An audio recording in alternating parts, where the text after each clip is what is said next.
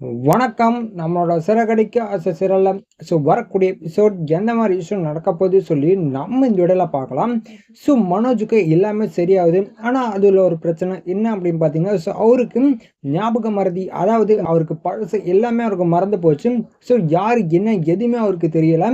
அந்த நேரத்தில் அண்ணாமலையும் முத்து என்ன பண்ணுறாரு அப்படின்னு பார்த்தீங்கன்னா, உன்னோட செலவுக்கு நாங்கள் இவ்வளோ செலவு பண்ணியிருக்கோம், இது ஹாஸ்பிட்டலோட பில் அப்படின்னு சொல்லி மனோஜ்கிட்ட காமிக்கிறாங்க.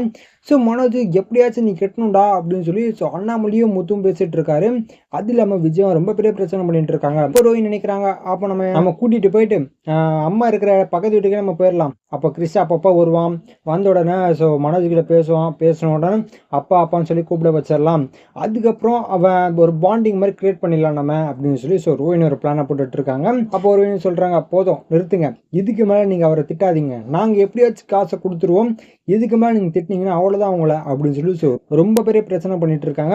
அதுவும் இல்லாம நாங்க இதுக்கு மேலே இந்த வீட்டில் இருக்க மாட்டோம், நீங்களே இருந்துக்கோங்க அப்படின்னு சொல்லி ரோஹினி பிரச்சனை பண்றாங்க.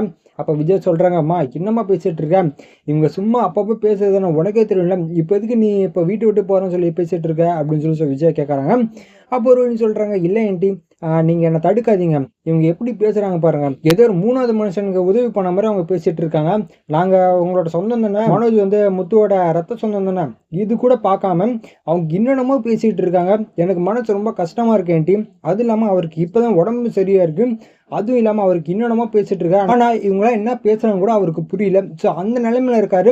அவரை போயிட்டு நீங்க காசை கொடுங்க, இப்பவே கொடுத்து ஆடணும், அப்படி இப்படின்னு போய் பிரச்சனை பண்ணிட்டு இருக்கீங்க அப்படின்னு சொல்லி ரோஹினி சொல்றாங்க.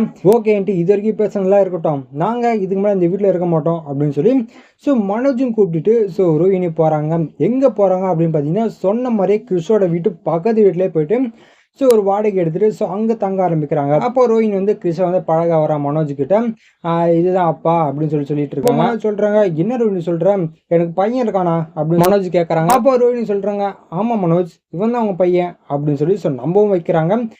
இதுக்கப்புறம் எந்த மாதிரி விஷயம் நடக்க போகுது சொல்லி நான் அடுத்த வீடியோவில் உங்களுக்கு அப்டேட் பண்ணுறேன். அது வரைக்கும் நம்ம சேனல் சப்ஸ்கிரைப் பண்ணி பக்கத்தில் பெல் ஐக்கன் கிளிக் பண்ணி வச்சுக்கோங்க. நன்றி, வணக்கம்.